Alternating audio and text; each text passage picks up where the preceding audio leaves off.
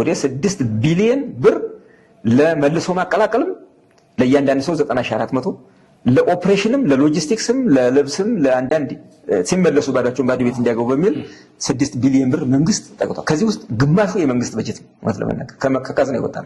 ምክንያቱም ሌሎቹ ሲወድቅ ሲቋረጥ ሲመጣ ተጠራጠሩ። ዓለም አቀፉ ማህበረሰብ ምንድነው እየሆነ ነው? ስታንዳርዱ አልጠበቀም፣ ለሰላምም ተስፋ ያለው ነገር አይደለም፣ እነሱም ፍላጎት የላቸውም የሚለው ስለሚያዩ እነሱም በሶስተኛ ወገን ሱፐርቫይዝ ስለሚያደርጉት ከፍተኛ ፈተና ነው ያለብን እኛ። ስለዚህ መንግስት ግን ከካዝና እያወጣ ቀጥሉ እያለ ነው የቀጠለው። 6 ቢሊዮን ብር ትግራይ ቀላል አይደለም። አንደኛ ለራሳቸው ታጣቂዎቹም ችግር ይፈታል ማለት አይደለም። የገንዘብ ለእያንዳንዱ 90 ሺህ ምንም ሊያደርግ አይደለም፣ አንድ ፍራሽ ምንም ሊያደርግለት አይደለም። ግን አትሊስት ከባዶ ቤት ከሚመለስ ከተራቆተ ክልልና ማህበረሰብ እንደገና እሱ ሲጨመርበት ከሚሆን በሚል በትዕግስት የተደረገ ነው። ቀጥሎ ራሱ እንዲቋቋሙ በራሳቸው እንዲቋቋሙ ለማድረግ ጥረት ተደርጓል። ቅድም እንዳልኳችሁ የትግራይ ዲዲአር ሲካሄድ ደረጃው የጠበቀ አይደለም። በተለይ ከትጥቅና ከዳታ ጥራት አንጻር የጦር መሳሪያ ጋር መሰብሰብ እና መረከብ ጋር በብዛት ያነሱ ነበር።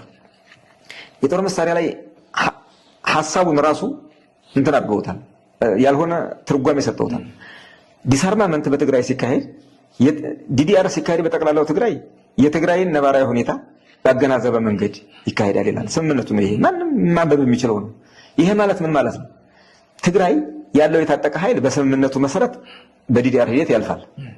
ለትግራይ የሚሆን ኃይል ግን ይደራጃል እንደማንም ክልል። ትግራይ ታጣቂም አይኖረውም ትጥቅም አይኖረውም አይደለም የተባለው። ግልጽ እንዲሆን ብዙ ጊዜ ህወሓት ነው የሚለው። ይሄንን ህወሓት ነው ትጥቅ እንዲያይኖረን ትጥቃችንን ሰብስበው ይሄዱ። አንዳንዴ እንደውም በላባችን ያመጣነውን ደም ከፍለን ያመጣነውን ይባላል።